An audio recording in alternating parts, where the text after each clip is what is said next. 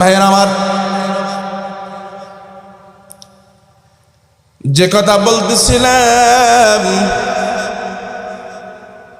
ইব্রাহিম ইবনে আদহামের ঘটনা। ইব্রাহিম ইবনে আদহাম তিনি 7 বলকের বাদশাহী ছিলেন। এত বড় বাদশাহ যার শান সৈকতের কোনো অভাব ছিল না, যিনি ইজ্জতের সাথে রাষ্ট্র পরিচালনা করেছে। এই ইব্রাহিম ইবনে আদহাম সর্বপ্রথম নসিহত যার কাছ থেকে শুনেন তিনি একজন দাসী। সুবহানাল্লাহ। এরে মুসলমান নবীর উম্মত, আপনারা জীবনে নসিহত কম শুনলেন না। এখানে চিল্লাওয়ালা লোক আছেন কি নাই? কথা বলেন না কেন? তাবলীগের সাথে সময় দিচ্ছেন এমন লোক আছে না নাই? কেউ চরমনাই, কেউ শশিনা, কেউ না কেউ সাহাবাদের সাথে লেগে আছেন। অথচ যতক্ষণ পর্যন্ত চিল্লায় তাকে নিজেও নসিহত করেছেন, আসার পরে বুইনেরটা ভাইটা ঠগাইয়া ঠগাইয়া নিজে বড় হাজি সাজতেছেন, আছে না নাই? কথা বলেন আছে না নাই? আবার তাহাজ্জুদ পড়তেছে, মক্কা মদিনা সবের জন্য যাচ্ছে। অথচ ওই ব্যক্তি চিল্লাইয়ে দিয়েছে, ইস্তেমায় গিয়েছে, চরমনায় মুরিদ হয়েছে, কিন্তু দিলটাকে এখনো পর্যন্ত পরিবর্তন করতে পারে নাই। এ মুমিনের দল, নবীর উম্মত, ভালো করে একটু খেয়াল করেন। ইব্রাহিম ইবনে আদহাম 7 বলকের বাদশা, সর্বপ্রথম যার কাছ থেকে নসিহত শুনেছেন তিনি কে? বলেন, আরো জোরে বলেন, তিনি কে? দাসী। এবার আপনারা বলেন, যাত্রা সিদ্ধির মুসলমানেরা, ওই দাসী অর্থ গোলাম। গোলামকে আমরা ভালো নজরে দেখি না খারাপ নজরে দেখি?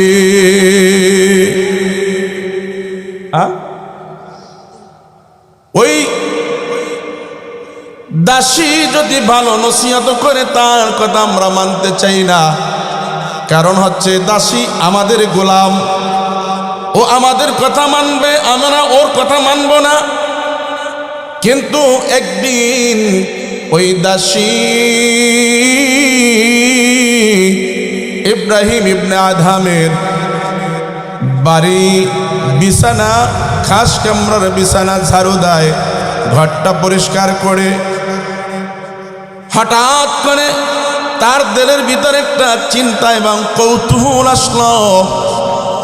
আহারে, এই বাড়িটা, এই বিছানাটা দীর্ঘদিন যাবৎ আমি পরিষ্কার করি, এত আরামদায়ক বিছানা কোনোদিন তো আমি শুই নাই, দেখি নাই।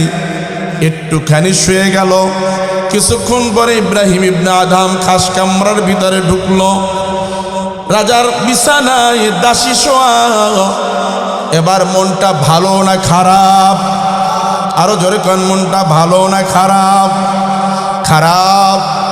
খারাপ মনে একটা বেত নিয়ে দাসীর উপরে আঘাত করলো। একটা আঘাত যখন করেছে, দাসী কেঁদে দিয়েছে। আল্লাহু আকবার বলেন। দ্বিতীয় একটা বাড়ি দিয়েছে, দাসী কান্না করে নাই, দাসী এবার চুপ করে রয়েছে, কথা বলে না। তৃতীয় বাড়ি দিয়েছে, দাসী কান্নাও করে না, চুপ করেও থাকে না, হাসা শুরু করছে। সুবহানাল্লাহ বলেন। রহস্য আছে না নাই? বাদশা মনে মনে চিন্তা করলো, মানুষ আঘাতপ্রাপ্ত হইলে মানুষ কান্না করে, দাসী কান্না করলো, আবার চুপ করে রইল, হাসলো। কারণ কি? আমার কারণ জানতে হবে।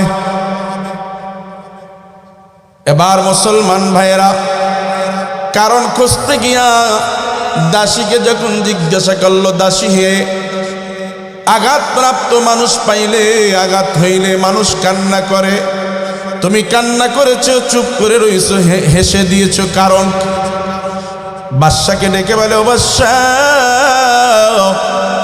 আমি কেবলমাত্র অল্প সময় আপনার বিছানাটায় শুয়েছি, এই শোয়ার কারণে আপনি আমাকে আঘাত করেছেন, ব্যথা পেয়েছি, এজন্য কেঁদে দিয়েছি। আর যখন চুপ করে রয়েছি আমি এজন্য ভেবেছি, না জানি আল্লাহ আপনাকে এই বিছানায় শোয়ার কারণে কত মায়ের কবরে আপনাকে মারে, এই চিন্তায় আমি বিমূঢ় হয়েছিলাম। আর একটু চিন্তা ছিল এই যে এটা আমার দুনিয়ায় বিচার হয়ে গেছে, হাসরের ময়দানে আমার এই সম্পর্কে আল্লাহর আদালতে দাঁড়াতে হবে না, এই জন্য আমি মিসকি হেসে দিয়েছি। ইব্রাহিম ইবনে আদম 7 বলকের বাদশা এই নসিহত শোনার পরে দিলের ভিতরে শুধু হেদায়েতের নূর জ্বালাইতেছে, সুবহানাল্লাহ। আর আপনারা কথা বলেন না কেন?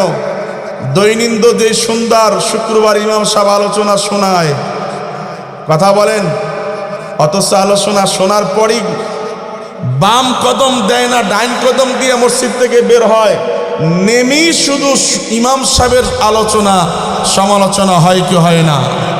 কথা বলেন, হয় কি হয় না? এই হলো আমাদের অবস্থা ভাই।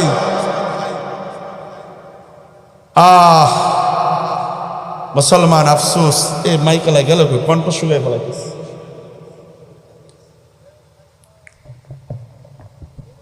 কণ্ঠ শুকিয়ে ফেলাইতেছে।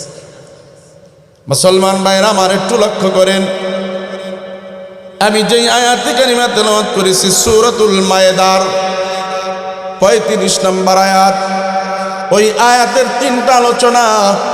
একটা আলোচনা হলো আল্লাহর ভয়, 2 নম্বর আলোচনা হলো ওসিলা, 3 নম্বর আলোচনা হলো জিহাদ। 4 নম্বরে আল্লাহ বলতেছে 3টা কাজ যদি তোমরা করতে পারো, এ মুসলমান, তোমরা সফলতা পাবে, সফল কাম হবে, সুবহানাল্লাহ। এই 3টা আলোচনা শুনতে রাজি আছি তো ইনশাআল্লাহ? বলেন, রাজি আছেন তো ইনশাআল্লাহ? আপনাদের ধৈর্য যতক্ষণ কুলাবে আমি ততক্ষণ আলোচনা চলবে ইনশাআল্লাহ।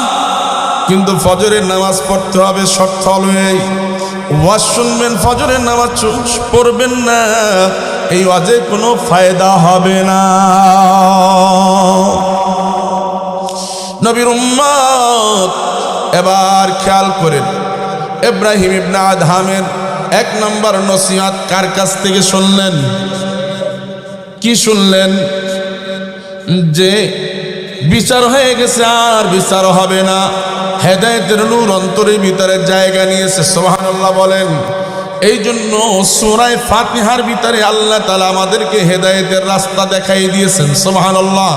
আল্লাহ বলতেছে, ইহদিনাস সিরাতাল মুস্তাকিম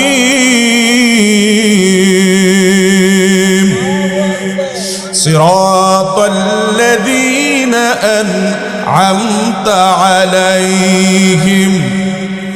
সুবহানাল্লাহ বলবেন না?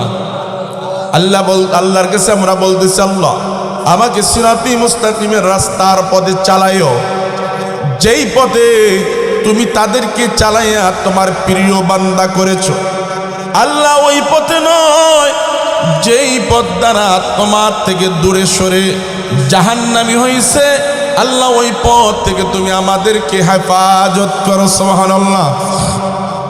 মুসলমান নবীর উম্মত এবার যখন ইব্রাহিম ইবনে আদহাম ওয়াজ শুনলেন, হেদায়েতের নূর অন্তরের ভিতরে জায়গা করে নিলেন। 2 নম্বরে ওয়াজ এবার শুরু করলেন কে? একজন মুসাফির, সুবহানাল্লাহ। একজন মুসাফির আসছেন বাসায় এসে মুসাফির এবার খাস কামরার দাঁড়িয়ে বলতেছে, ও বাদশা, আমি তোমার খাস কামরার ভিতরে মেহমান হয়ে থাকতে চাই, আমি একজন মুসাফির পথিক।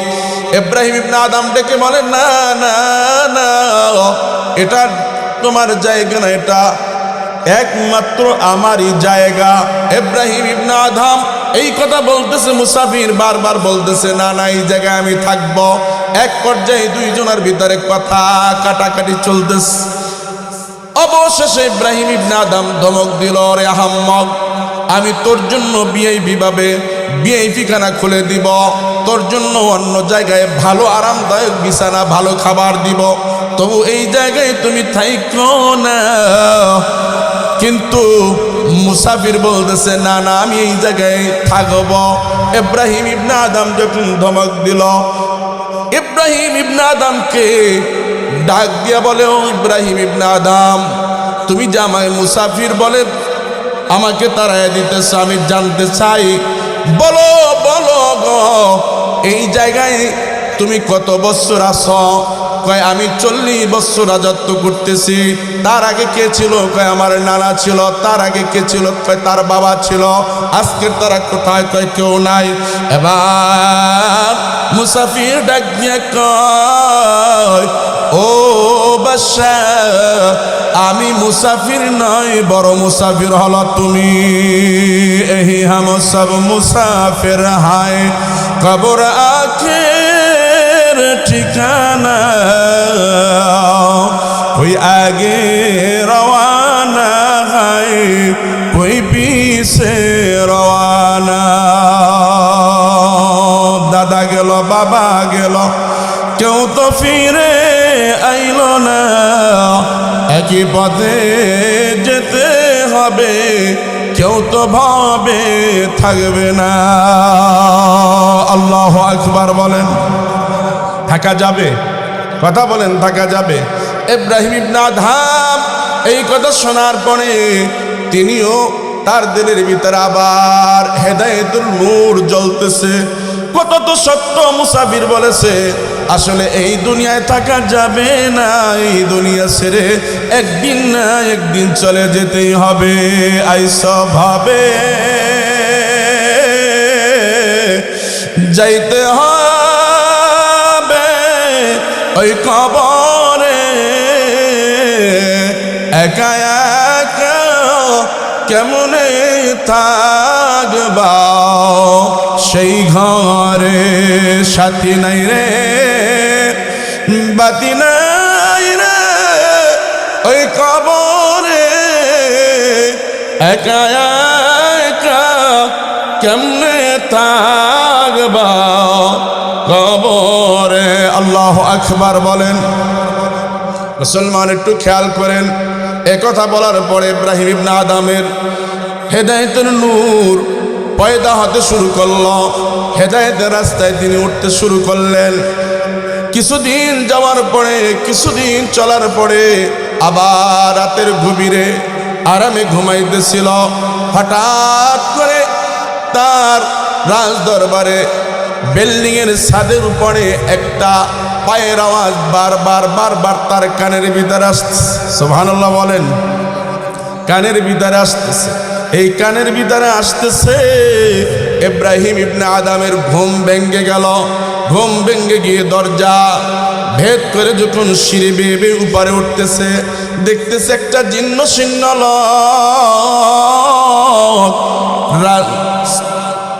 ছাদের উপরে দৌড়াদৌড়ি করতেছে, ডাক দিয়া বলতেছে, কে গো, কি তোমার পরিচয়? সুবহানাল্লাহ। দাম উঠে গেল, উঠে গিয়ে ডাক দিয়ে বলল, কে গো, কি তোমার পরিচয়?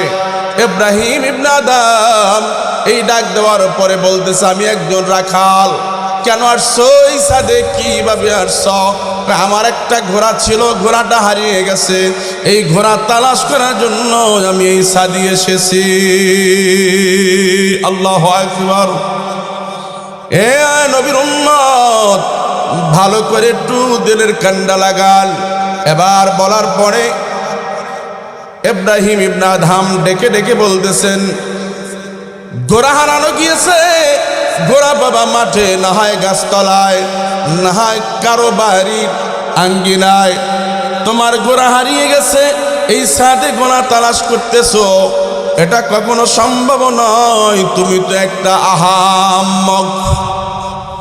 রাখাল এবার ডাক দিয়ে বলে, ও বাদশা, তুমি আমাকে আহাম্মক বলতেছো, আসলে আমি আহাম্মক না, বড় আহাম্মক তুমি।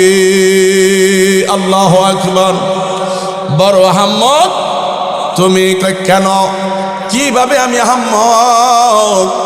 আমি হারানো ঘোড়া যদি এই সাদে না পাই, ও বাদশাহ আরামে ঘুমায়া ঘুমায়া আল্লাহকে পাওয়া যাবে না।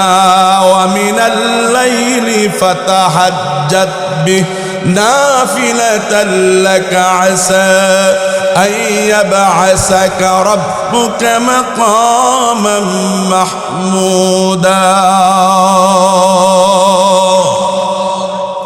ঘুমায়া ঘুমায়া আরামে ঘুমায় ঘুমায় আল্লাহ পাওয়া যাবে না। অতএব আমার হারানো ঘোড়া যদি ছাদে না পাই, তো বাদশাহ তুমি এই ঘরে আরামে ঘুমাইয়া আল্লাহর জান্নাতে যাবে এত সহজ না। সুবহানাল্লাহ বলেন। ভাই